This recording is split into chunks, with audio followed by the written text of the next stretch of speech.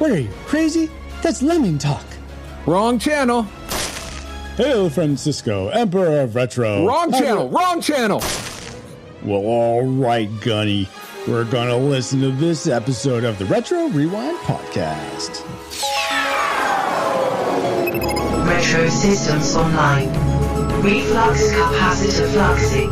Scanning movie space-time for FernGully, The Last Rainforest, 1992. Rewinding in 3, 2,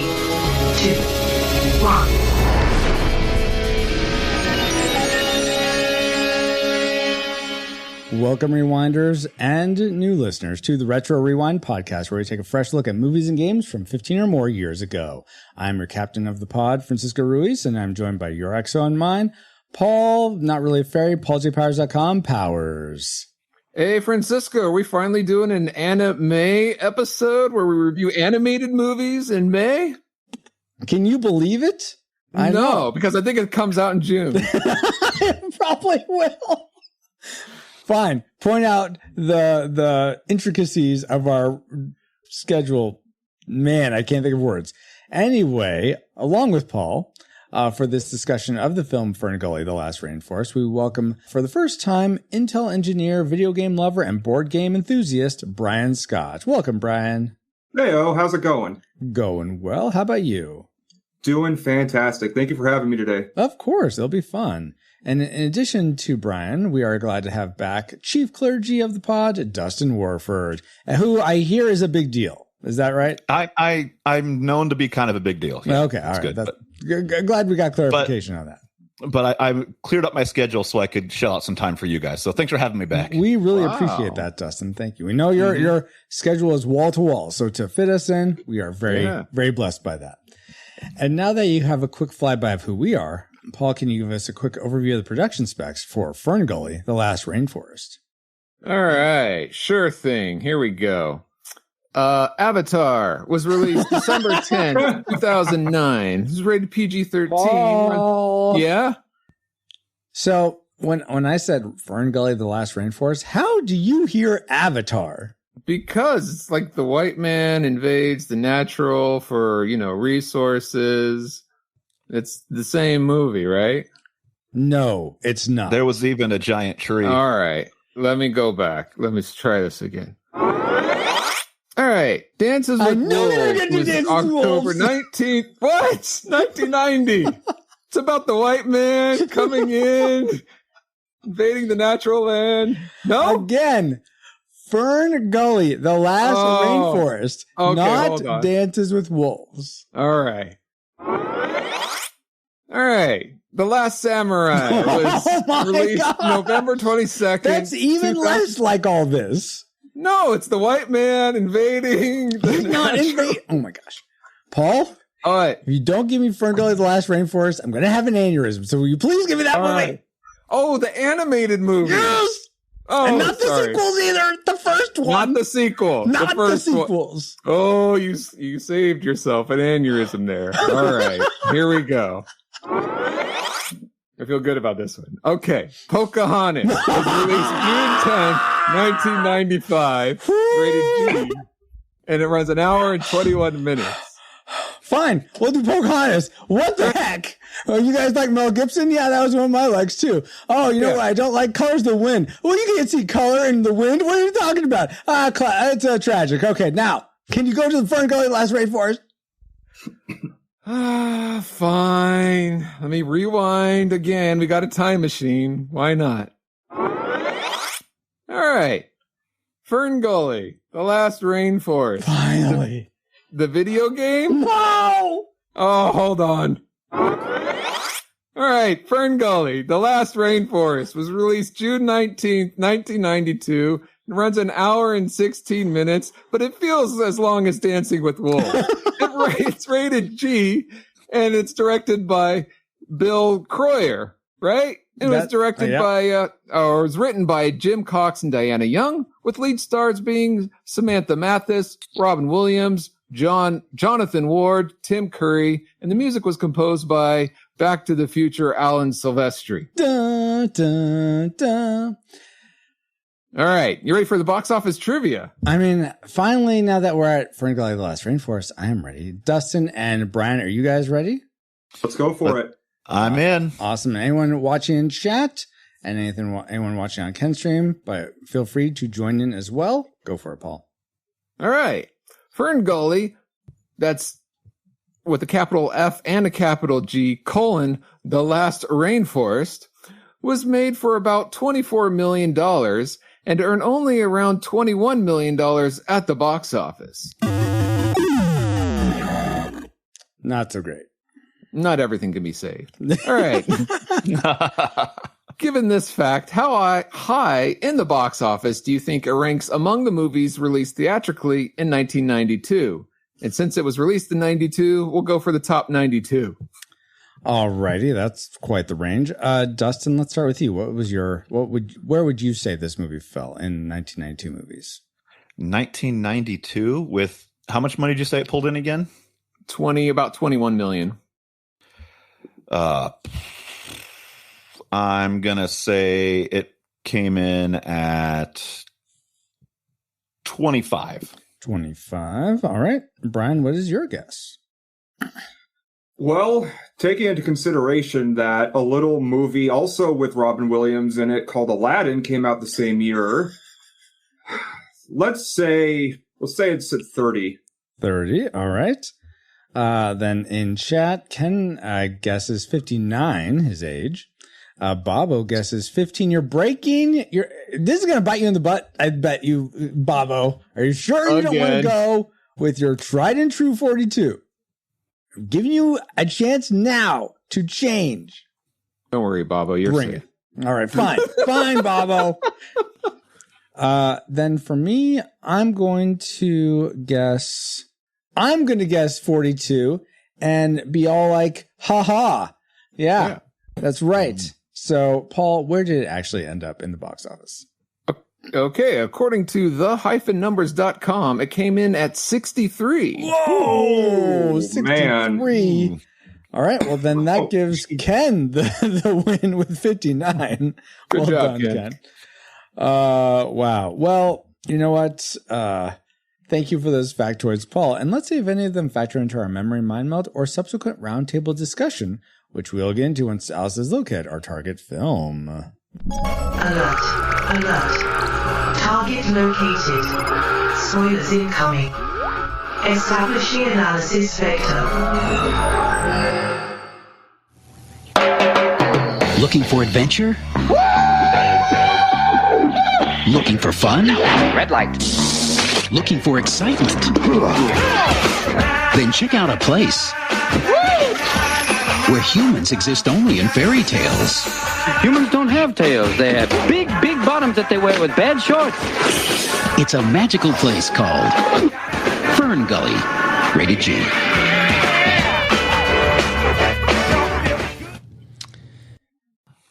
Yes, it's called FernGully, and it's rated G. And maybe that's all we remembered. Or maybe there's more we remembered about this animated film. Let's find out in our memory mind meld synopsis for FernGully, The Last Rainforest. Princess Peach, oh my gosh, doesn't want to rule over the other fairies and marry Hunk Fairy. But that doesn't matter because a construction crew starts to tear down the rainforest. So the fairies of the rainforest shrink one of the construction crew workers to save his life. Then they meet a crazy bat voiced by Robin Williams. And if that wasn't bad enough, Darkness Demon returns from space to become one with the smoke from the destruction of the rainforest. But the fairy uses magic and love to trap Tim Curry in a tree. Maybe Mrs. Frisbee and the Rats of Nim pull the plugs. FernGully is saved, and Krista restores Zach, who convinces the humans to help protect the forest instead of cutting it down. I mean, some of that was definitely true, but there are no Miss Frisbee and the Secrets and the Rats of Nim, Darkness. It was not, he didn't come from space. So unfortunately, our memories were decepted. But based on those memories, as flawed as they were, what rain did they lead you to predict for FernGully before you rewatched it? Classic, nostalgic, or tragic? Let's begin with Brian this time. What was your prediction for FernGully? So not your final rain, but before you watched it, what was your prediction? I was actually going with nostalgic. Okay. So growing up, I remember us owning this movie. I remember us having the VHS box. I remember it being on our dresser with all of the other VHSs. But I would argue I probably watched this movie more times in this last week than I have in my entire childhood. So I didn't have a lot of recollection. I had the base skeletal idea of what the movie was about, and I had some fond memories and some specific nightmarish imagery, as you might imagine. So I was expecting it was going to be a nostalgic film. All right. Very good. Very good. Dustin, how about you? So I was thinking about this one, and before watching it again, I immediately went to classic because of all the movies Paul referenced. that I think I even, when we were talking about doing this movie, I was like, oh yeah, and I think I even spouted off a couple of those in our just messenger chat. Yeah. But yeah, I mean, so many movies have used this plot that I was like, this has got to be a classic movie because it's referenced so much throughout culture. Okay. Now. So I went with classic before the rewatch. Paul, how about yourself? I remember watching this in the theater, enjoying it. And yes, I knew ahead of time this was like one of those special things, save the rainforest kind of deals, kind of like how Star Trek 4 is save the whales. Yes. So if you're okay with the propaganda and all that, it's okay. You know what I mean? Yeah. So I remember enjoying it in the theater, and we owned it too. Shortly thereafter, the family watched it. But honestly, it's been over 20 years plus since I've seen this without any really desire to see it. But I had fond memories of it, so I predicted nostalgic. Okay. Do you guys remember, did this come in a clamshell or was it in just the cardboard sleeve? It was in a clamshell. A clamshell. Clamshell. That makes sense. Both, depending on the edition. Okay, fine. Well, much like Brian and Paul, I too predicted nostalgic. I remember liking it as a kid. Thought it might at least look really nice because classic hand-drawn animation has a really nice quality to it that even holds up till today. And I thought it just might be a nice revisit, but I didn't have like super high hopes for it. But it'll be interesting to see if those predictions come true. But first, let's get into the things we liked most about FernGully. Alice, kick a bar. Best bits. All right, and let's start with Dustin. What is one thing you liked about FernGully? Okay, one thing I liked about this movie is it was fun to watch an old school animation style movie that I thought you got to mention now held up. The animation was fun. Yeah. It wasn't really, really bad like Hanna-Barbera old school animation cartoons. Hey, I love those cartoons, but you know what I mean. Yes. I thought the animation held up for, a classic hand-drawn animated adventure. And it was fun to watch it and just appreciate the old school art and craft that was there. I totally makes you wonder why they don't do that nowadays. Yeah. It really does, actually. Yeah. I'll add on to that because that's one of my likes as well but more precisely, I love the animation of the goopiness when Nexus is released and he's going around what's it called? Not the laser cutter, the Land Rover. Leveler. The leveler. Yeah, the leveler. And going on the inside and it looked just so good. I just really enjoyed that. So. Organic. I'll go on that because that made my like list too. Okay. Specifically, I enjoyed the effects animation. Yeah. Not the fake 3D stuff, because I think that's cheating with 2D animation. But like the sparks that would fly off like during the cutting of the board scenes and like a lot of the effects of animation I thought were really good. Like the sludge, and actually some of the animals were done really well. I was surprised, like some of the more furry ones I thought were done well, which is kind of hard to capture, I would imagine. Okay. But so I definitely enjoyed 2D animation. Very nice. Brian, was the animation something that made your like list, or are you breaking it down? Did. Oh, it did? Okay. It did, absolutely. So it's hilarious. When I was first talking with Francisco about this movie, I was like, oh yeah, I'm excited to watch this movie. I love Don Bluth animation. And then he kindly let me know that it's not a Don Bluth film. And so I did a bunch of research into it. And after watching it about 3 times this last week, I've kind of pinned it down to, it's like someone took Disney characters and put them in Don Bluth style animation. Oh, I can see that. Yes. I really liked it a lot. And I know Paul commented on the 3D animation. I believe it was Coyer Studios that actually was one of the pioneers in 3D animation in 2D films. Mm-hmm. Which, hilariously enough, it seems like FernGully is actually the only full-length feature film made by Coyer. They were involved in a bunch of other random projects, but this is their only actual movie. Yeah. I liked the use of the 3D specifically because they used it mostly on the leveler itself. Yeah. And it just gave it a very, like, alien and otherworldly feeling. Like, it totally didn't belong where it was. Yeah. Which was exactly what they were probably going for. Yeah, absolutely. Right. Very, very cool. Yeah, I don't think I realized that this was their. I know it was Brian Coyer's the director's like only feature. He's done other like special effects and animated work in other films, but he hasn't directed anything else that was a feature length. He, funnily enough, I was looking. He has a short film he directed called The Lion and the Lamb, which has Amy Grant and Christopher Reeve as narrators in it. I didn't watch it. It's only 30 minutes, but it's on YouTube if you want to go, if you're interested. But regardless, okay, so that the animation was also on your likes. Let's go back around to Dustin. What's something else you enjoyed about this film? I liked that this movie did not rely on the love story. Oh yeah. It had it had the whole, he's there and he's kind of, he's obviously becomes entranced with Krista, and they have the kiss, which freaks her out, and he, just it kind of plays on that a little bit, but then it doesn't go back to he's doing this because he's in love with her, and the whole thing is because of the love of the fairy. The other the main plot of saving the forest obviously rides the movie, but it doesn't go into that. And then at the end, she says her goodbye, she makes him big again, and he goes on, and it's not like, oh, heartbreak, I'm leaving this. So I like that, because that's refreshing, I think, in a movie, to not have to rely on that element to be the plot motivator for the story. I agree. I don't agree, but you're welcome to your opinion on that. I'm glad I'm welcome. Oh my gosh. All right. Let's see. Well, I'm curious. So in a movie like Avatar and Dances with Wolves, does that actually bother you, that romantic element? It doesn't bother me, but I think it's cool to see a movie that didn't rely on that. It's refreshing. It's funny because this came out before all those movies, I believe.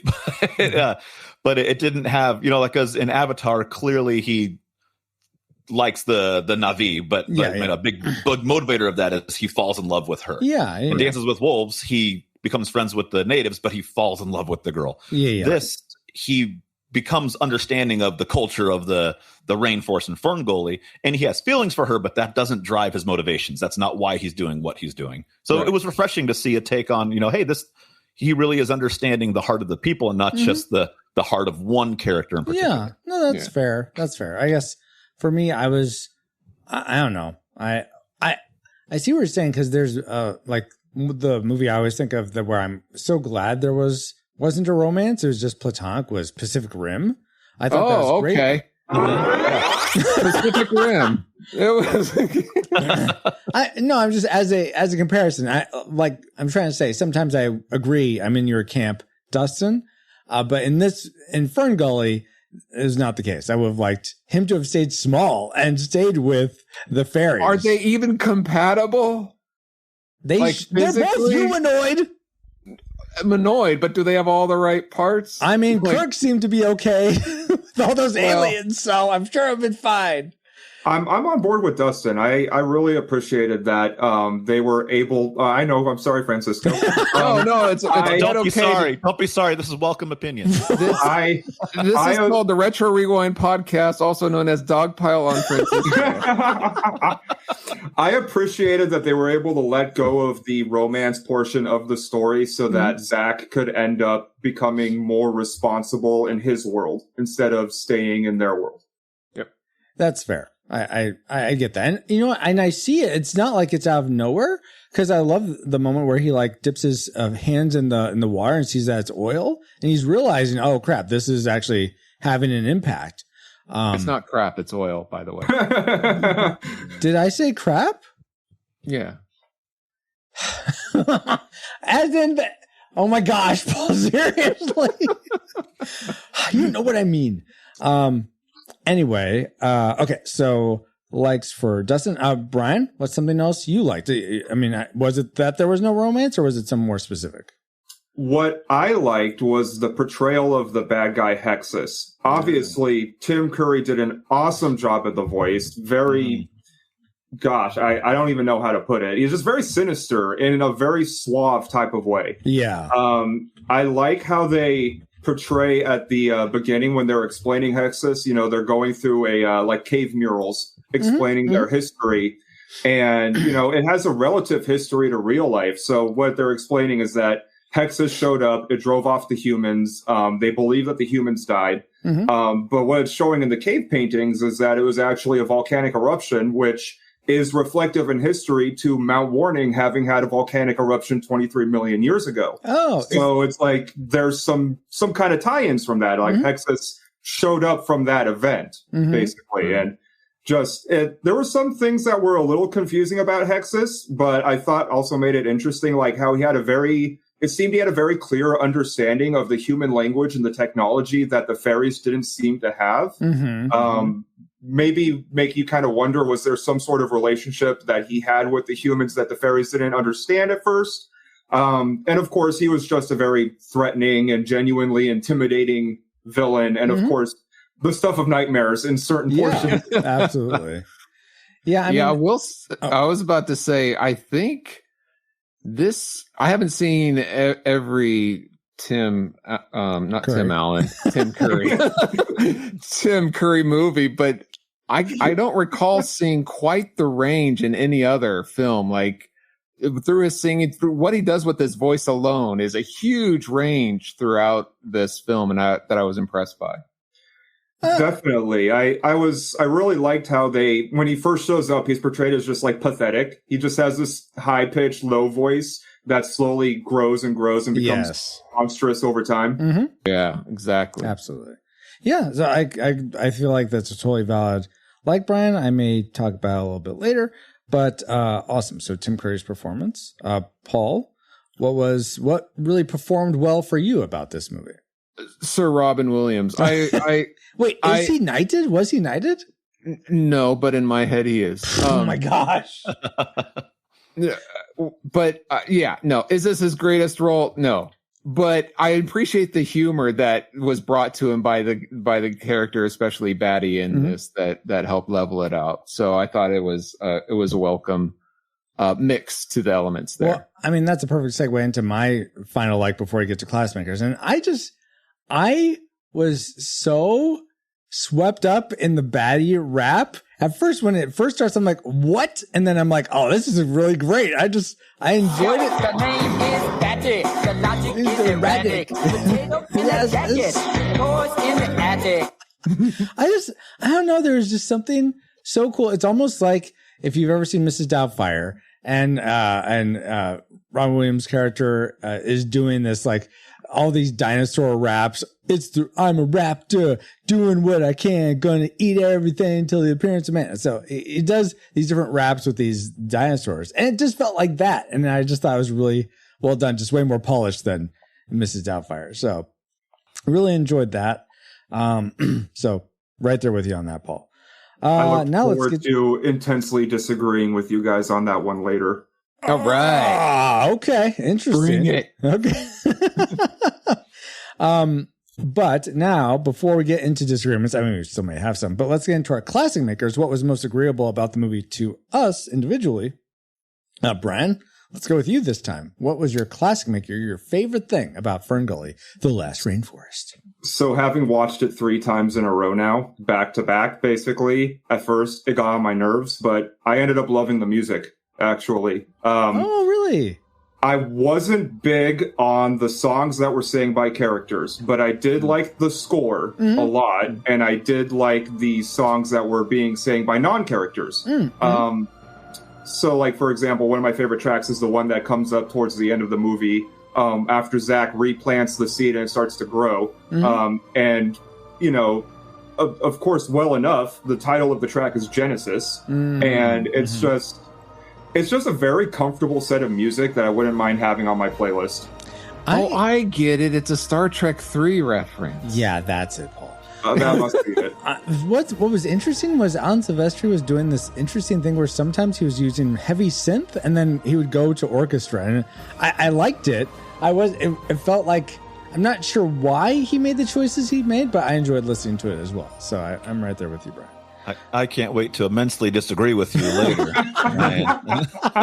Ooh, we have some volcanoes brewing. I really enjoyed that one song though. That it's in the forest.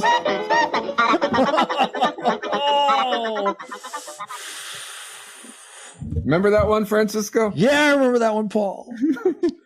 Okay, let's go to Dustin next. Why don't you not really remind us? Why don't you just tell us your favorite thing about FernGully? All right, so my favorite thing about this movie, I feel like we all knew the message of the movie going into it. It was obviously, save the rainforest movie. Mm-hmm. But I feel like they did a good job with this movie of saying we need to save the rainforest, but it was not a ram it down your throat, humans bad, we're monsters, look what we're doing. Yeah. Because the guys running the machines, they were like, okay, we're going to chop it down. We're getting overtime. But then the monster scared them away and they came back like, what just happened? They didn't say, it doesn't matter, kill them anyway.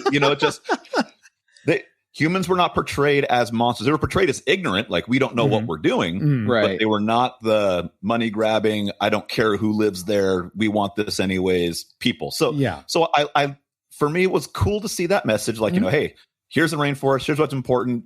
Don't go destroying it, but let's learn and not be evil, sort of thing. So I really appreciated that message, how it was conveyed. Yeah, it gives people a ownership or agency, and like you can be a part of helping protect the rainforest. Yeah, and so it lets them decide. It lets the audience decide without going into the backstory of, here's the history of how man has like totally destroyed forests throughout. And here are statistics, because it's a good thing they didn't give statistics because they would have changed by now. So it helps hold up. Absolutely. But even with what's the bad guy's name again? Hexus. Hexus, you saw the movie 3 times. You know his name. Yeah. Tim Curry. But, him coming in and him being the motivator for destroying it, and not a power hungry CEO who wants whatever. I really liked that take. Mm-hmm. Yeah. Mm-hmm. And I know that we were. I was cruising through the Facebook comments, Paul, when you put, hey, watching this movie for the podcast. And I think one person put on there, I didn't see it because I knew it was an agenda driven movie. Ooh, really? And I'm sure when we get to the comment section of this, you'll probably read that one. Yeah. But calling them out early. But I remember clearly saying how you can think that with this movie. FernGully, to save the rainforest. But then watching it, just having an appreciation for it. That was the message, but I think they went about it in a very classy way. Yeah. Very cool. Very cool. Do we need to... We're not talking about you, Bobo. What are you talking about? What is that, Paul? Nothing. Okay. Awesome, guys. Well, we still have 2 classic makers left. I am going to go with mine because I feel like we kind of talked about it already, so it's not super fresh. But for me, it's just the animation of Hexus paired with Tim Curry's voice was the perfect package. I mean, this is a lot of what you said, Brian. I thought it worked so well, conveyed that character so well. I'd say it's on par with how good Robin Williams brought to life the genie. I felt like Tim Curry really brought to life Hexus in terms of bringing an animated character to life. I wanted to see more. Disrespect, but I would disagree with that. No respect, but you would disagree. Thanks. Respect. No respect. What'd I say? No respect. No respect at all. No disrespect to Tim Curry, but I think Robin Williams knocked it out of the park. Well, yes. I'm not saying they're both home run champs, but I'm just saying. Whoa. Don't listen to this, Tim. Even the guy praising you won't give you that much praise. Anyway, I just really liked what he did with the character, how it was animated, the whole deal. I would have loved to have seen more of Hexus. What? Did you ever see Pirates of Dark Water? He was in Peter Pan and the Pirates, not Pirates of Dark Water. That's it. Whatever the Peter Pan one he was in. Wow. Pirates of Dark Water had nothing to do with Peter Pan. They're pirates. They come from dark water. Oh, so Pirates of the Caribbean is a Peter Pan story also. Yeah, they came out of Neverland Shipwrecked, in the Caribbean. which we can't seem to get on the podcast to save our lives, is a Peter Pan movie. You want to see that movie too? Cool. All right. Correct. I've seen that movie. Yeah. I think a lot of people have, but it won't get voted up for whatever reason. Anyway, we're way off topic. Let's bring it back, Francisco. And let's end with Paul. What is your classic maker for FernGully? Mine is kind of similar to, let me go off of what Dustin was saying, is that this can be a propaganda movie, but I think they did a good job with the plot and the story. So much so that like just the story mechanics of a guy shrinking down and like, oh, isn't this wonderful, can be really hokey. But I thought they did a really great job of Krista, the fairy, setting up that she wasn't good with magic, and then sells the believability of all the shenanigans that come from that. So I enjoyed the story structure that helped me put the what is that, suspension of belief Disbelief, and disbelief to enjoy the story. Yeah. Very cool. Okay, awesome. Because you could really mess that up. Oh, yeah, easily. In fact, you might say they did, which we'll get into later. But foreshadowing. Dun dun dun. Yeah, and you know what? It might be time to get into things we didn't like. I mean, that's part of what we do here at Retro Rewind. Is the likes, oh, wait, I'm sorry, guys. Speaking of likes, there was one more thing I liked that I totally forgot to share. The Rushmore Show. The Rushmore Show is the place for ranking the ultimate top 4 in sports, video games, nostalgia, probably Rainforest, movies, and so much more. Each week, Andy and Kirk spark engaging discussions and friendly debates, making the Rushmore Show your compass in the realm of pop culture ratings. Find them at youtube.com/The Rushmore Show, where it's all about your top 4 and nothing more. That's great, Francisco. Thanks. But what does that have to do with FernGully? I'm sure they've done like top movies of animated movies, so and FernGully's animated. So there's that. Is that good enough? No. Can I skip trivia? No. Fine. How about some trivia then, Paul? As long as it's about FernGully, The Last Rainforest. Maybe it's about Dozens of Wolves. Maybe it's about Avatar. Maybe it's about the video game. All right. FernGully, The Last Rainforest, the video game. I'm kidding. Oh. Did you all realize Tim Curry's original voice recordings were so eerie and sinister that it made children cry during test screenings? Yes, I want that version. I would love to see the director's cut with those edits. Too. Curry had to be called back in for some less intimidating retakes. My question to you all is, what is your favorite Tim Curry film or role? So, and Ken says Tim Curry as It, the clown, was scary. That's fair. Let's go with Paul. What's your favorite Tim Curry movie? I think you know, because can you give me a clue, maybe? Yeah, Colonel Mustard called. He said, you better say it's Clue. Very nice, very nice. Let's go to Dustin next. What's your favorite Tim Curry movie?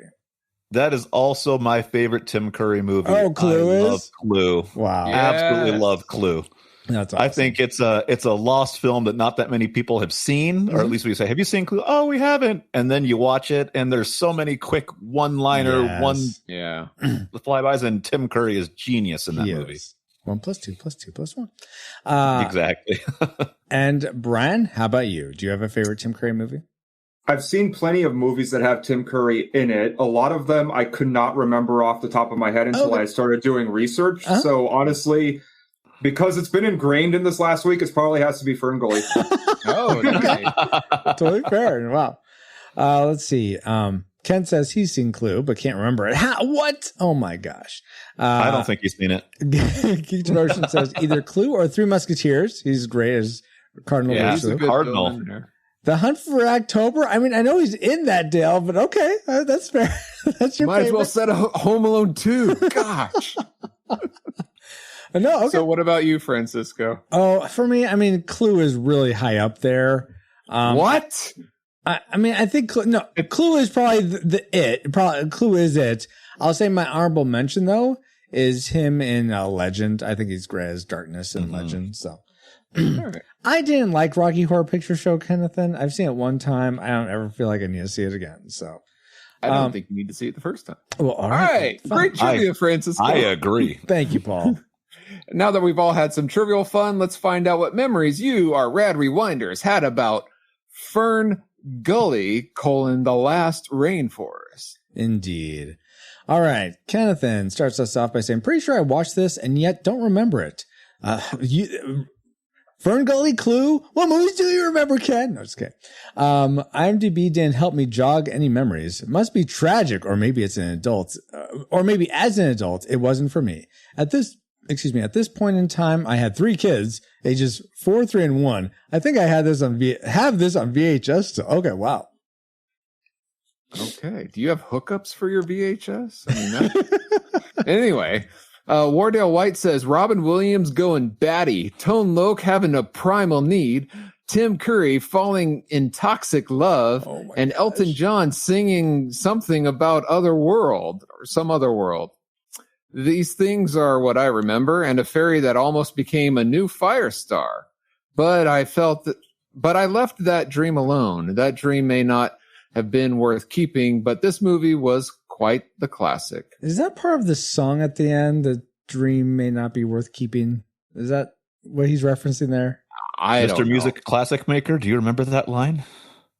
I think it was a line that was in the song when the Krista and Zach were exploring around together after they found his Walkman. That makes sense. Was Elton John even in this film? I saw in the trivia he did something, but I don't know. I think he's sang the music for the credits. Okay. Let's see. Who Will Save Generation X podcast says, what I remember most about FernGully is how James Cameron ripped it off to write Avatar. Good call. Jesse Cleva Vital says, great movie and great animation. Definitely a classic. All righty. Ashley Ruiz says, I remember seeing this movie in theaters when I was 5, but don't remember all that much from that experience or subsequent rewatch that may or may not have happened in the past 25 to 30 years. Tim Curry was perfectly haunting as Hexus, and Robin Williams was charming yet erratic as Batty Coda. 2 of the few things I remember from this film. And David Bobke says, I remember hearing that Robin Williams and Tim Curry were in a movie together, and I was wondering, how have I not seen this before?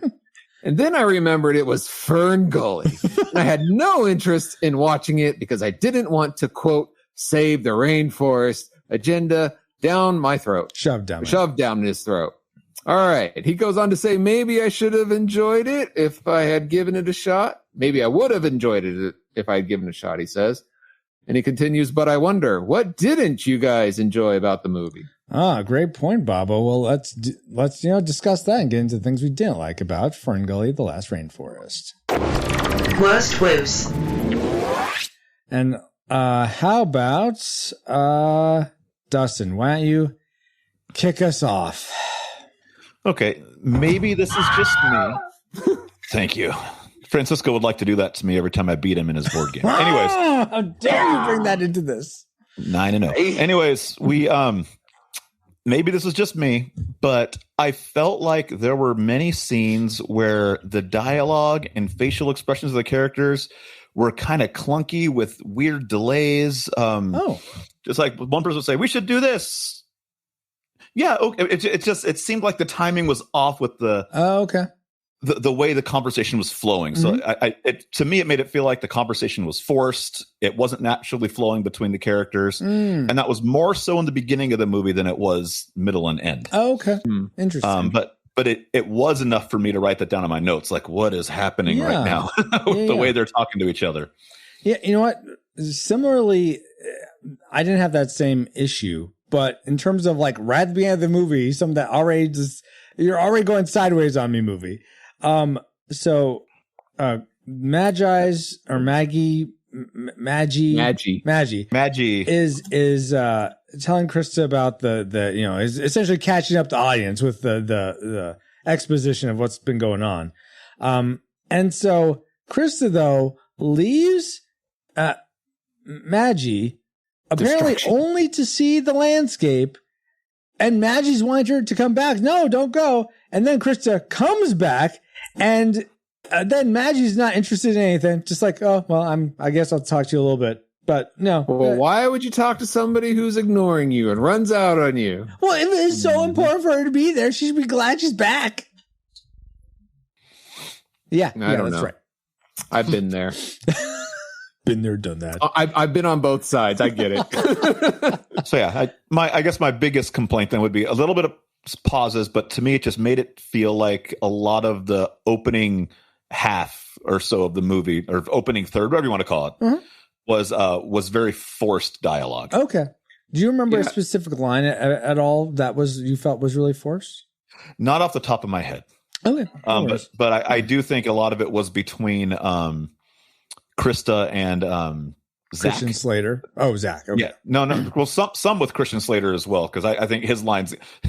I think honestly, you can go in. I think he was a wasted character in the whole movie. Absolutely, totally wasted character. I felt like they needed him for the love triangle that they never were trying to. They never ended up materializing. Yes. It's like, okay, that's because he was too busy betraying Robin Hood. Ah, yes, Will Scarlet. Oh my gosh! No, he is busy looking for a nuclear warhead that John Travolta took. No, he's busy playing Teenage Mutant Ninja Turtles on his way to find his brother to California. Well, at least Francisco referenced the movie that Christian Slater and Princess Peach were in together again with Broken Arrow. Oh. Wait, she was in it? That was the two of them. Yes, it was. Oh, I don't think I'd realized that. I thought she was only in these two movies, Mario and this. Ironically, the only other, or not the only, but the last movie I reviewed with you guys. Episode 295, Mario, check it out. Oh, yeah, with a horrible like of dancing. Can you believe these people liking dancing? Oh, man, I don't. Let me cue up the song. Anyway, you can't play that multiple times, Paul. You have a quota of one. I just did. Who has a quota of 3 is still Brian. Brian, why don't you give us one of your dislikes for? Oh boy, so one of my dislikes, kind of what you were saying a little bit earlier, Francisco, was that the storytelling kind of fell off into weird spots sometimes that didn't make a lot of sense. Mm-hmm. So like I got a few different notes that I wrote, really quick things. It's like, so for example, what's Maggie's relation to Krista? Like, is she her mother? Is she her teacher? It's safe to assume that she's the leader of the fairies, but why is Krista's responsibility to take on her role in the future? Yes. No, it's not really talked about. And then there's things like, the forest spirits can't fly above the tree line because of falcons, but this happens multiple times throughout the movie and never seems to be an issue that comes up ever again. There's a line that Maggie says, everyone can call on the magic power of the web of life. You have to find it in yourself. But why does she just give her everyone's power then at the end of the movie? So it's multiple stuff like that. There's a lot of things that are really unclear that I don't think they took a lot of time to explain, or they just threw into the movie for the sake of, we need to get to the plot point. This is the easiest way to do it. Let's just do it this way. Yeah. I feel like I wish there was a bit more underpinning, I guess I'll say. And this is one of my dislikes as well. A little bit more underpinning to the magic system in this, like something to sort of. No, you don't want to explain. Then you get the midichlorians. No, you not don't necessarily want that, but just like something, it could have been as slight as Chris is the only one that has the magic power that Maggie, no, whatever they her name all is, do. has. What was that? Krista's gonna grow up to rule the Mushroom Kingdom. She has to get the power. Well, that's okay. Then there's what's special about her that she has it as opposed to anyone else. I want They all have it. Don't they all make the tree at the Then why end? is she just teaching Krista and not everyone else? Why not a class of people? And Krista's the one that's because she's a bad girl and she's taking summer school. Everyone else passed. Because in the words of Zach, she's a bodacious babe, right? Yeah. So that's why. Speaking of Zach, another thing that I wrote down is that it's unclear what kind of power Zach has over the forest, because the movie kind of hints multiple times that he's able to do something. Yeah, he clearly can do some things, but there's no evidence or suggestion that he's able to do anything more at the end of the movie, and it feels like it was kind of wasted. He what he can do is he can tell the humans to knock it off. He can communicate on behalf of the fairies. That's what I felt. But he's doing things where he's touching the tree and he's feeling the pain now. I mean, there's some transference of magic into him. So like did he actually do anything, or was he just feeling what they could feel? Well, Zach I put my was hand on following the the tree. script. I don't feel anything except for the roughness of the tree bark. So what is happening that he can now feel the pain? I want something that explains this to me in some way. When you get close to the force, you can start using it too. There was one specific scene that really confused me when it came to those powers, and that's the scene when Zach and Krista are together, and Zach lights the match. Krista burns her hand, and then he takes her hand and absorbs it, and his hand turns green. I didn't get what that was supposed to really be saying. Yeah, is he healing her? Is she giving him her power? I don't know what's going on. It's transference when you're that small. The magic of okay, fine, Paul. So that was something else I didn't like was that. Paul, I have some inconsistencies that I didn't like either. I'll point a couple out here. Good. Okay. One. Apparently Zach is Australian because according to his license, it says he's from Australia. So this either takes place in Australia or he's Australian visiting the Amazon rainforest. I saw someone point that out somewhere, and it's actually like a work visa that we see in the it's a worker's permit. Worker's permit. So he's shooting in Australia, but if anything, he should at least have an Australian accent. Or somebody. He has like a visa. That's like he's working. To be fair, on the same permit, it also says he has an address in New South Wales. So there should be somebody should have an Australian accent. I don't know. That not even the two guys in the machine had Australia. Yeah, I agree. There should have been something.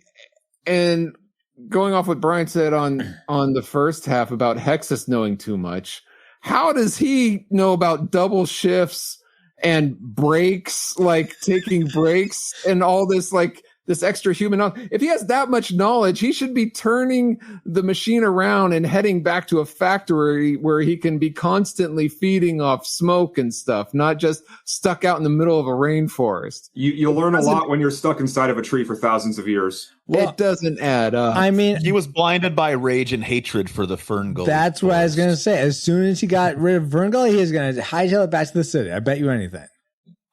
Well, that's ridiculous. Well, then he deserves to be caught again. I'm going to stick my hand in the fire and get burned. Okay, try it again. Oh, I got burned. Well, that's what you get. Of your favorite Disney movies, the enemy, the antagonist falls on their own sword because they get greedy or they get jealous or something. Yeah, they don't learn. Yeah, exactly. Yeah, smart villains are better. Agreed. All right. This isn't a smart villain. We're in heated agreement right now. I think. Continue. Anything else on that? There's more, but I'll leave it. It's getting along. Okay. I think you gave us one, but all right. I gave it two. No Australians, and Hexus knows too much. Right. Fine. Let's go back to Brian. What's something else you didn't like, Brian? Something else that I didn't like was the runtime. Oh. So I'm gonna preface that all of my dislikes in the movie tie into each other in a way. Oh, okay. All right. So my issue with the runtime, so something that I noted, I ended up doing way too much research for this silly kids movie. So at the time they started making this movie, the average runtime for an animated film was about 75 minutes. Okay. And starting in 1990, they increased the average runtime to about 85 minutes. Mm-hmm. This movie really needed 10 more minutes, honestly. I disagree. I mean, I agree with you on the runtime, but he wants 10 it could have been a lot less. I feel like, so this will tie into more later, but I feel like there wasn't enough time to really explain a lot of stuff. And it ended up, like I said, causing a lot of problems in the movie where they were running low on time. They needed to get to the next thing and they shortcutted and it just couldn't work. No, I can see that. Makes sense. Yeah. Mm-hmm. A lot of things wasn't explained, but does it really need explained? Yes, it does. How's the maybe not to your toddler, but I wouldn't put my toddler in front of this movie either. So very true. I think I can piggyback off of that with dislikes, but also disliking the runtime. But I think more in line with Paul on this one. Okay. Whereas I think that there was some stuff where they could have gone to explain more and made it longer, but what they decided not to explain. They could have equally cut out some stuff and made it shorter and been to the point, kept it going. Like, and one of the things I put on that same note is like, all right, they could have made it shorter because they didn't go the route of the love story. You know, like I said, that was one of the things I liked about it. But since they didn't go that route, then why even have the kiss and the frolicking together? And then like, it's like, you know what? You're not going to go that route. That's pointless to the whole point of the movie. Agreed. Also, so I thought they could have cut some stuff out. Yeah. I feel like a lot of the musical stuff isn't needed either. Just this doesn't strike me as a musical anyway. Just cut that out. Give Tone Loc's character, the lizard. I think this is a cool character. Use him for something else. Have him be team up with Texas or something, or Batty. That's fine. Potato in a jacket. You know, I had a gripe with his song as well until I watched it 3 times in a week.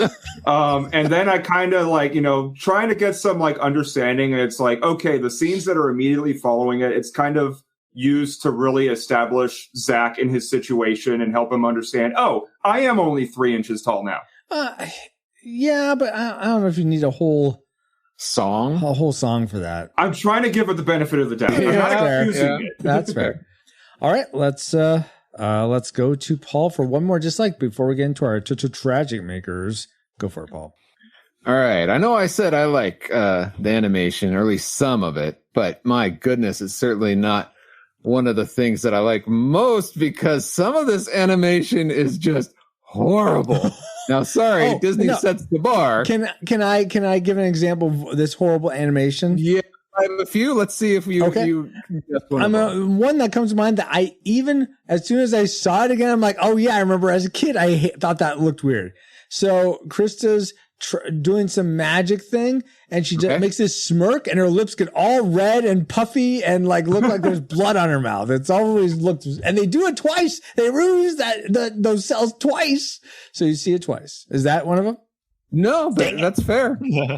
There is sorry, go ahead. Go ahead. No, please. No, I was going to say there is, I actually wrote it down at, in the middle of the movie at timeline 2650, there is a scene where Krista is flying around Zach and her wings are detached from her body. I believe it, because there's a scene at one point where she's coming down to sit by her father or something, and the father is standing there with his arms up very still the whole time. And even when she's in front of him, naturally, you would think his arm would come down around her. But it isn't until the very last instant second that she's standing right by him that his arm comes down and wraps around her. It's way off. And I think this goes, it's what Dustin was saying earlier about some of like the cutting of like some of the dialogue seemed off, but there were some like animation movements with the mouth that was off too, and in parts of it I was like, am I watching a dub version? Like, what's going on here? Most of the film was fine, but there were some scenes, I think there may have been rewrites where they overdid, that makes sense. Redubbed and that could contribute to like some of the awkward editing that Dustin was mentioning too. That may have been what I was noticing too, and just kind of pinpointing like, what is happening in this scene? So a lot of this is just subpar. I mentioned some of like the furry animals, but some of the other animals were look like they were animated by like high schoolers. They're like, here, you guys have a chance with these animals. And it's like, it wasn't consistent across. For example, another thing I wrote down is the fairy's hair. Like, it would blow against the wind, but when they were upside down, the hair didn't fall down. They stayed like the gravity was up. You know what I mean? Yeah. So there's inconsistencies. There's not a lot of thought that went into, unfortunately. Yeah. Some of that it's not the same amount of thought that went into like Tim Curry's character. Yes. Yeah. So I did not like the animation overall. Okay. That's interesting, because I would have thought that would have been your tragic maker, but there's things worse. We'll get to things worse. We'll get to it. But let's start with Dustin. What is your tragic maker for FernGully? All right, Brian, this is where you're going to hate what I say. Bring it on. I know you said, I don't know if you can take mine. The first time you said you didn't like it, and it took you 3 watches to get it. I felt like I didn't want to watch it again because I could not get on board with the music in this movie. Yeah. I know, Francisco, you said you liked Batty's rap, and there was some fun elements to it, but I also was just like, I don't know. I felt like anytime it broke out into song, I was like, I feel like this is trying to be a Disney movie, and it is not a Disney movie. It's not Disney production, even though Batty is very similar to Genie in the Robin Williams takes and jokes. Yeah. And I don't know if anyone else thought this. Krista's dad is almost spot on for Sultan. It is the Sultan. It's the same character. It's the same actor. But he has it's the same white look, the bushy same look, mustache, the same build. Now, granted, this came out before, or at least it was worked on before. But I immediately looking back, it feels like it's very. And Francisco, you'll get this second class in comparison. So I really felt like this team was thinking, let's make a Disney caliber Rainforest movie. You know, we have our agenda, we want to communicate, but let's make a Disney caliber movie.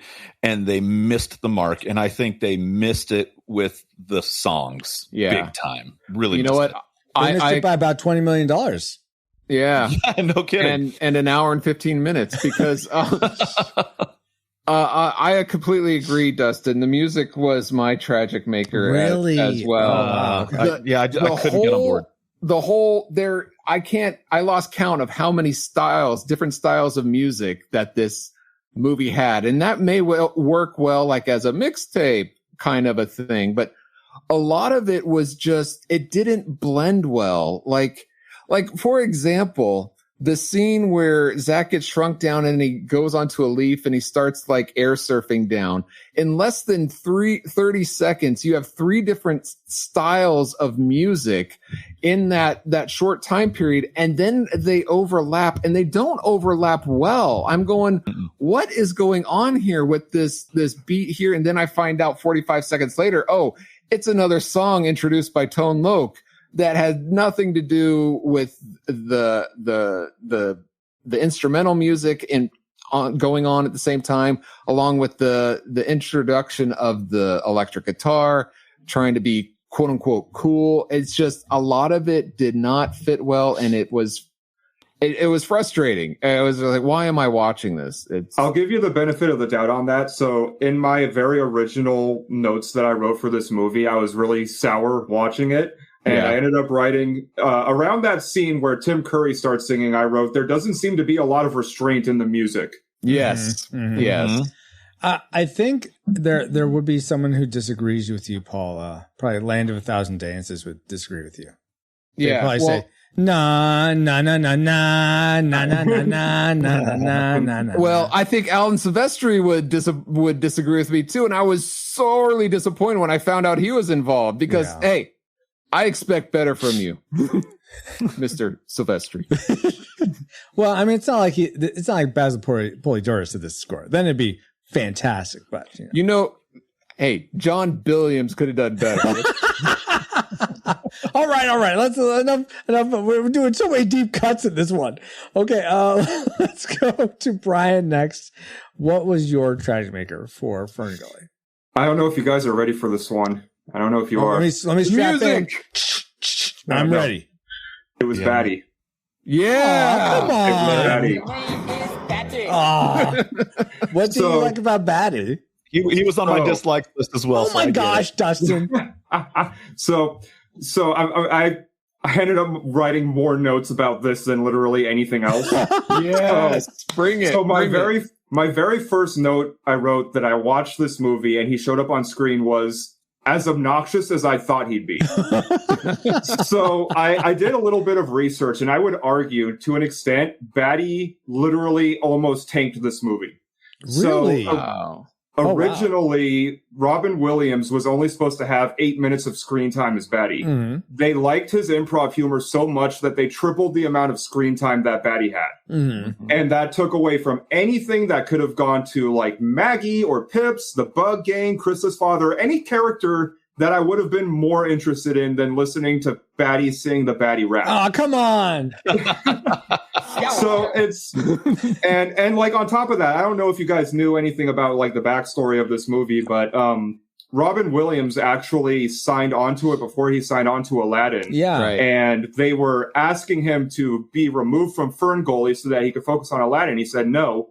And Disney tried sabotaging FernGully essentially, because what was happening was every time Kroyer Films would try to get a studio to use, Disney would go to that studio and end up paying more for the rental costs to be able to get that studio from being able to use it. Wow. To the point where when they went and bought their own studio, Disney actually tried to purchase it out from under them. They were just really not happy that Robin Williams was involved in this film.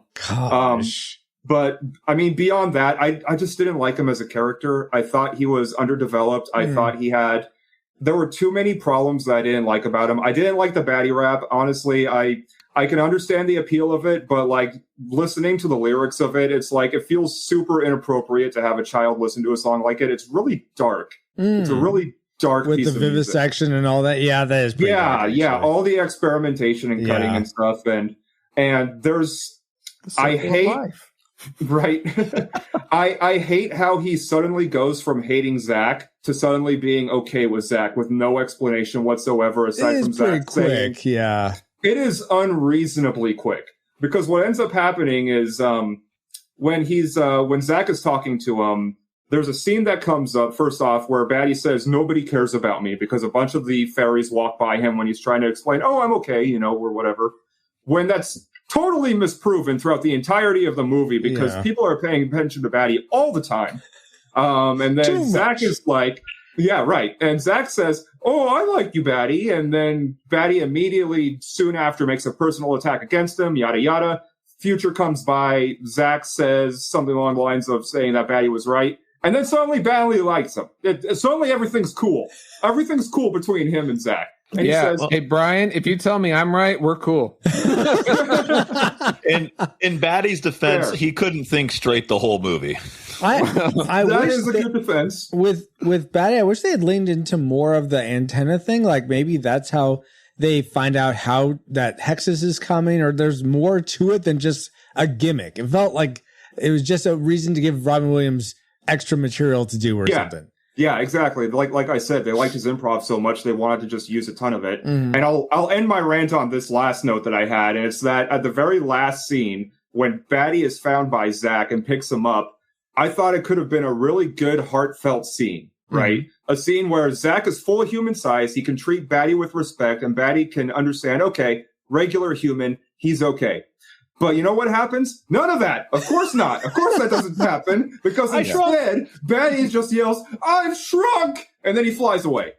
Yeah. That got a chuckle out of me, but I know it was a laugh. It was a great joke, part of the humor, one of the things that I mentioned about, but I agree with you, Brian. They should have taken a moment and said maybe humans aren't so bad after all. Oh yeah. That would have been nice. Then fly away or something to that. Yeah. On the topic of Disney sabotaging them, though, do you think Disney wrote the songs for FernGully then? Hey, use these. These will be good. Yes, we promise. This will get everybody on board. Oh, my gosh. That'd be next level sabotage. If anything, it did give Robin Williams a good practice run so he could perfect his Genie role. Yeah. It was his first role in an animated film. Yeah. Paul, did you did your track maker, didn't you? The music? Yes, the music was, Then that leaves my Tragic Maker, which isn't much of a Tragic Maker at all, but I'll say it just because it bothered me. This is Rainforest. Where's the rain? There's no rain in this rainforest, guys. I don't think there's one scene with rain. They had a big machine. They weren't going to chop down trees in the middle of the rain. They had to look at the weather app and forecast.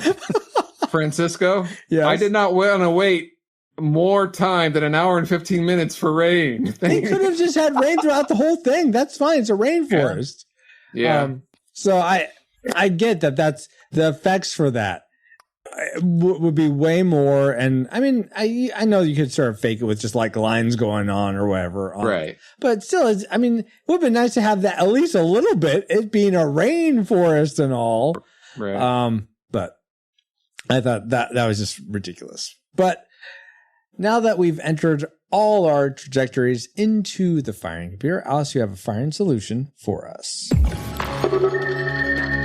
Firing solution complete. Rating salvo armed and ready to fire on your mark. What happened to the authority? the salvos are armed and ready. What's the problem? I don't know. For 300 episodes, there's been salvo authority. It wasn't salvo authority. Go back and listen, folks. Pick any episode you like. At the ready. And now there won't be any confusion about what it's saying because it's salvos armed and ready, or at the ready. All right, so you took away the salvo authority, whatever that was. Anyways, guys. See, I'm saying anyways again. See, this is what you're frustrating me, Paul. You're losing control. But let's get into control of the moment of truth where we rate FernGully a classic. We'd recommend anyone go see this movie, whether or not they've seen it before.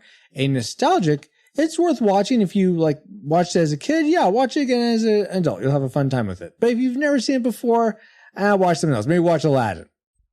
Or do we rate it a tragic? It's not worth anyone's time today. If you've never seen it before, keep it that way. And if you have seen it before, don't sully any good memories you have of it with a rewatch. So let's begin with our guests as we like to. Dustin, what is your final rating for FernGully? I thought you were going to say, if you haven't seen it, go watch something else like Pocahontas, Dances with Wolves, Last Samurai. Just go down Avatar. Go down the list. All right, Avatar. Oh my gosh, 2009. So I think I said I gave it a classic pre-rating. You had predicted classic, yes. Yeah, predicted classic. After watching it, I'm definitely going to drop down to nostalgic. Okay. Nostalgic. Now I'm not going to lie. There were some elements in this movie that almost made me go tragic. Just all right, there's a lot better movies than this out there to watch. Mm-hmm. If you haven't seen it yet, don't worry. Watch Pocahontas, Dances with Wolves. Go down that line because there's other movies that did the same plot better as a whole movie. Yeah. But it didn't go down into tragic range. But I would say nostalgic. Okay, nostalgic. Very good, very good. Brian, you had predicted nostalgic. What was your final rating for FernGully?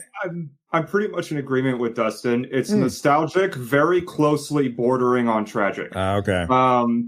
There are good things in this movie. Oh, yeah, there are absolutely. things that I do like about the movie for sure. And you could argue it has some significance being Robin Williams' first role in an animated film and really the only film produced by this studio. Yeah. Being a competitor to Disney at a time in some way. But there's so much that brings the movie down for me. Mm-hmm. I mean, outside of just baddie, it just has a lot of pacing issues and a lot too many shortcuts to different points. Yeah. But I'm kind of inverted on the scale. I'm more, if you've seen it already, don't watch it. You're fine. If you haven't seen it yet, give it a try. You might like it. Okay. Oh, yeah. All right. Nostalgic. But ultimately nostalgic. All right. Yes. Yeah. It's funny. I'm not dying to show my kids this one. Like it's not on the Aurora and Avery, they'll love FernGully. If they happen one day to come across it and be like, what's this? Yeah, let's watch it. It's cool. But I'm not going to be like, family movie night, FernGully, let's go. Exactly. It's not on the list. Yeah. What about FernGully 2? Oh. Yes. All baddie. The search for more rain, maybe. Yeah, no, I'm not. As soon as we get to that final scene with Hexus, it's like, okay, kids, time to leave the room. Yeah, I want more of that. I thought he was killed too quickly. But anyway, regardless. Oh, don't worry. He's still out there, Francis. Oh, okay. Because he's in that tree still. FernGully 3. Now we like to go to our reflex capacitors, the people that make this time travel podcast possible, with their awesome financial support. And you guys collectively rated FernGully a nostalgic. So now we have 3 nostalgic so far. So it doesn't really matter what Paul and I vote, but let's go to us nonetheless. Paul, what is you had predicted nostalgic. What was your final rating for this film? I believe this, in my opinion, fits the definition of don't sully this with a rewatch. So, tragic. Whoa! I cannot believe Brian watched it 3 times. I think there's much better ways to utilize your time, much better films. Well, he was trying to be super prepared for the podcast, which we appreciate greatly. Well, I was about to say, at first I appreciate, but then I'm like, oh, you poor thing. Once was enough for me. Yeah. No, tragic. I can't say that enough to like, if you did watch it, I think it's great if you did watch it. Oh. But don't watch it again. Okay. Would I recommend watching it for a first time? No.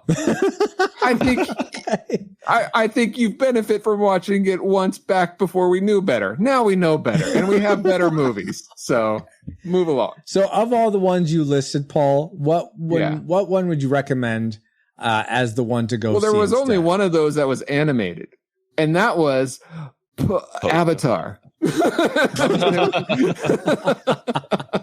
All right. Yeah. So three nostalgics and a tragic. For me, I predicted nostalgic, and I was really torn. I think I'm kind of in the Dustin Bryan camp. There's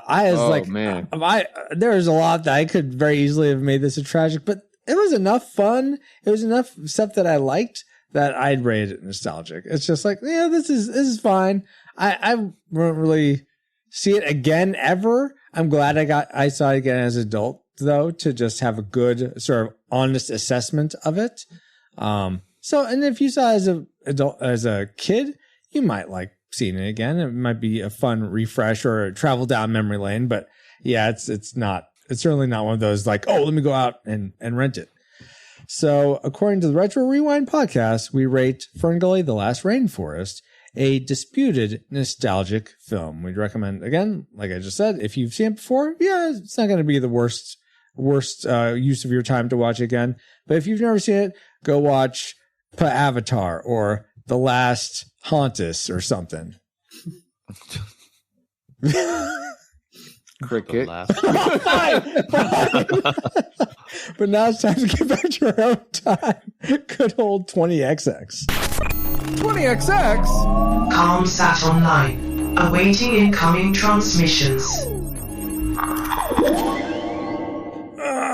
Feels good to be back, but we wouldn't have been able to travel back to 1992 to begin with if it weren't for our amazing reflux capacitors, namely Deborah Powers, Geek Devotions, Drew of the Cellcast, Ashley Ruiz, Kennethan, Fabulous Lomax, That's Our Bobble, D. Tungsten, Mr. Lost, Gerald Hafner, Cool Deluxe, Dustin, He's a Big Deal Warford, Flux, Redeemed Otaku. Oh, and he's right here too.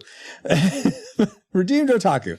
In addition to two other awesome patrons as well. Thank you all so much for keeping the gigawatts coming. And if you want to help keep us flying and get bonus content for your generosity, head over to retrorewindpodcast.com/support to start. And since there was a lack of Australians in this film, I present this. Well, hello there, mate. This stream is the most beautiful stream I've ever seen. And you know what? This stream is sponsored by the one and only PaulJPowers.com. So, Francisco, are there ways to support the show that won't take a ding from your virtual wallet? Let me put this podcast on the Bobby. Good put another shrimp on the Bobby, because I can do Australian. Actually, yes, Paul. You probably enjoyed this episode if you made it this far. So if you aren't driving, tap the share icon in the in your podcast player for this episode and send it to a friend saying, I know you like FernGully, or you remember liking FernGully: The Last Rainforest. I thought you might like this podcast on it. Cool. And I'll bet they'll thank you for it. I think they will. And speaking of thanking people, we want to give a big tree-hugging hug to Brian Scott and Dustin Warford for supporting their thoughts about FernGully: The Last Rainforest. Since I like to go in alphabetical order, let's start with Brian. Where can people find you online? Is there anything cool you got going on that people should know about? No. Excellent. I am on Rumble under Cryan18. I don't have any content at the moment, but I've been looking to get something started on there, so we'll see what happens. All right. Very cool. And that's Cryan with a K, right? That's correct. Okay. Is there a G at the end? Oh. You can pretend there's a G, but you probably won't find me if you do. Okay, cool. And thank you. Let's also go to... Man, I don't know if we can go over here because he's such a big deal. Let's see if he has fun. Let's see if he has time for us. Hey, Dustin, are you still here? I respect the recognition, guys. All right. Thank you for joining us. And how can people find you online? What's going on with you? They can find me at ccpuyallup.com. That is Puyallup. That's the church that I pastor up in Washington. We're close in the Seattle area, but online every week there, doing my best to deliver some words from Scripture. And I'm also on Instagram and Facebook, Ghetto Kids Preacher, because I was a children's pastor for 13 years. And or if you just want to see me totally dominate Junkyard Juggernauts, jump onto the Francisco streams of the playtest. And the one you won't find on there is one I actually played with Cryan in person in Seattle. And that was a ton of fun. But I've gotten a 9-0 streak going, so it's a pretty fun game to check out. Wow, that's impressive. I don't even have a 9-0 streak, or I don't have any type of streak like that. I have a losing streak, if anything. Anyway, thank you so much, Brian, Dustin, my awesome, not a fairy, a very awesome human, Paul, and all your rewinders, new and old, for another fun voyage. We also want to thank Alutrick for enhancing our music.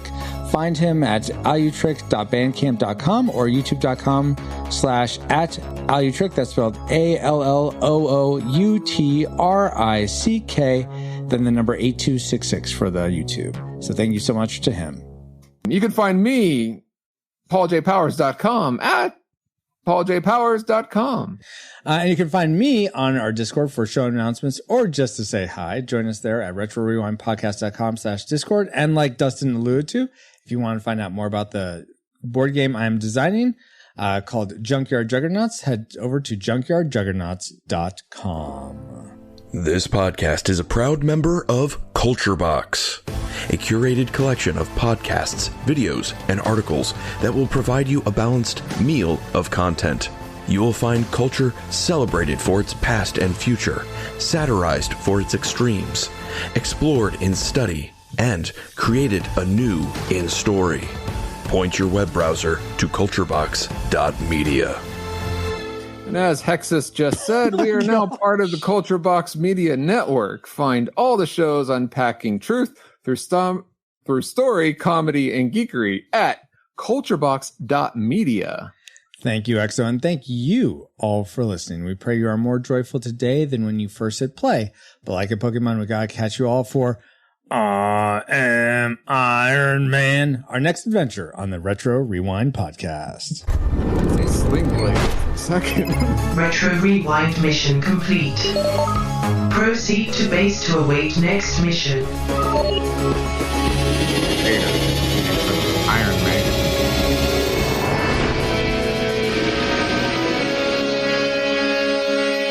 Been lovely, but I got a hoon. Adios, amigos. Check, please.